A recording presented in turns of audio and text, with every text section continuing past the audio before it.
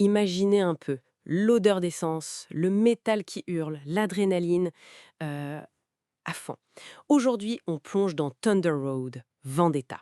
Ah oui. On l'a acheté, on l'a testé sous toutes les coutures et on en a même fait un article complet. Alors on va partager notre analyse, notre ressenti brut sur ce chaos motorisé. Exactement. C'est une sorte de retour moderne, hyper péchu, d'un vieux classique de 86. Un mélange de courses post-apo, de combats, de pure folie en fait. C'est ça. Et l'idée aujourd'hui, c'est un peu de décortiquer ce qui le rend si spécial.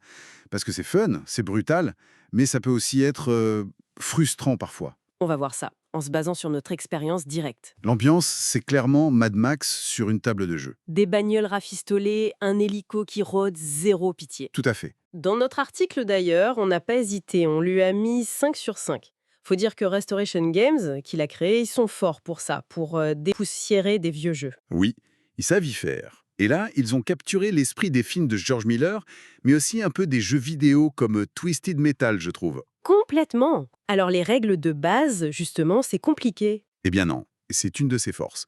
En gros, tu gères 3 véhicules, le but, être le dernier survivant, ou alors franchir la ligne d'arrivée avec au moins une voiture. Simple. Très simple. À ton tour, tu lances 4 dés, et là, petite subtilité, tu es obligé d'en assigner au moins 3 pour faire avancer tes véhicules. Ah oui, donc pas question de juste attendre que ça se passe. Exactement, faut bouger. Et autre point clé, si tu termines ton mouvement juste derrière un adversaire, Bam, tu lui tires dessus. voilà, c'est direct, c'est méchant, Efficace. Et le quatrième dé alors? Ou si on n'utilise que 2 dés pour bouger, on fait quoi avec celui qui reste? Ah, ça c'est pour ton tableau de bord. Tu peux l'utiliser pour des actions spéciales. Réparer un dégât, mettre un coup de nitro pour accélérer. Oh, Appeler l'hélico. L'hélico? ah ah, oui. L'hélico. Le plaisir sadique de le voir débarquer et potentiellement pulvériser un adversaire. C'est tellement bon quand ça arrive. Aux autres, bien sûr. C'est une touche de génie, vraiment. Clairement.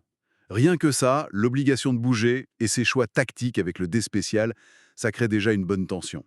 Mais le vrai cœur du jeu, ce qui fait vraiment son sel, c'est Le slam, la collision. si tu finis sur la même case qu'un autre joueur. Exactement. C'est là que le chaos prend toute sa dimension.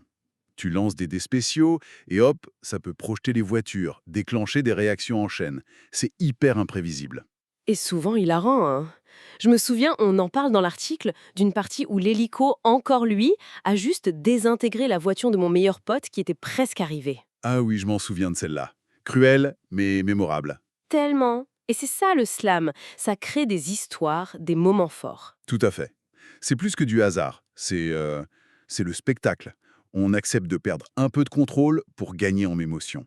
C'est très différent d'autres jeux du genre d'ailleurs. Oui, on avait fait la comparaison dans l'article. Gazlands, par exemple. Gazland, c'est super, mais c'est plus lent, faut préparer tes voitures, c'est presque du modélisme. Et Car Wars, c'est carrément de la simulation très pointue. Alors que Thunder Road, c'est immédiat. Voilà, et c'est plus rock'n'roll, quoi. Tu lances les dés et advienne que pourra. Et si on veut encore plus de folie, il y a les extensions, on l'a vu aussi, Shop Shop, Carnage à Devil's Run. Oui, elles ajoutent des modules, des chefs de gang, des nouvelles tuiles, un énorme camion. Ça renouvelle bien le jeu, ça ajoute de la rejouabilité. Carrément. Alors pour profiter au max de l'expérience, d'après nos parties, quels conseils on donnerait? Bon, déjà, l'ambiance, ça compte. Mettre une bonne playlist bien énervée, faire les bruitages. Sois témoin. Ah ah. Ah ah oui. Ensuite, le nombre de joueurs. À 3 ou 4, c'est vraiment idéal, je trouve. Plus fluide qu'à 5 ou 6. D'accord. Et surtout, le point crucial, il faut accepter le chaos. Il faut accepter qu'un mauvais lancer de dés puisse ruiner ta stratégie. Que le slam puisse tout faire péter. Faut l'embrasser, ce chaos. Oui, mais c'est pas là aussi que ça peut coincer, cette frustration du hasard, de l'élimination parfois un peu longue si on sort tôt. Si, bien sûr, c'est le revers de la médaille. Le hasard est très présent, l'élimination directe existe. C'est pour ça qu'on dit dans l'article que c'est un jeu Ameritrash assumé. C'est ça. Du thème fort, de l'interaction directe, du hasard. Exactement. Il faut aimer ça. Si on cherche de la stratégie pure, du contrôle total, euh, Faut basser son chemin. Donc, pour résumer notre verdict de l'article, un vrai coup de cœur, c'est rapide, furieux, souvent drôle, ça crée des souvenirs, l'ambiance Mad Max est parfaite, les retournements de situation sont géniaux, les règles simples. précisément.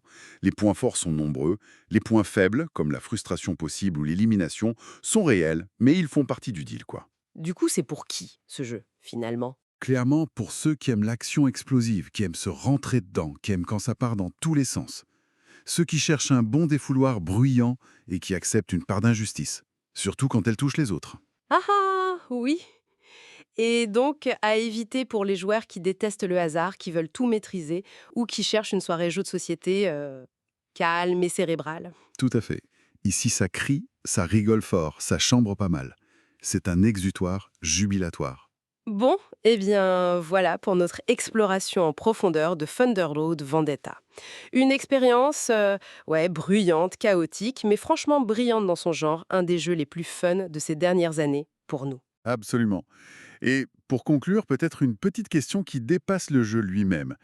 Qu'est-ce que ça dit de nous, cet attrait pour un jeu où la malchance, les coups du sort, les retournements brutaux sont non seulement présents, mais presque célébrés? Quel plaisir on trouve au fond à jouer avec un chaos qu'on ne maîtrise pas totalement, même entre amis? Bonne question. Ça laisse à réfléchir sur notre rapport à l'imprévu. Même sur un plateau de jeu.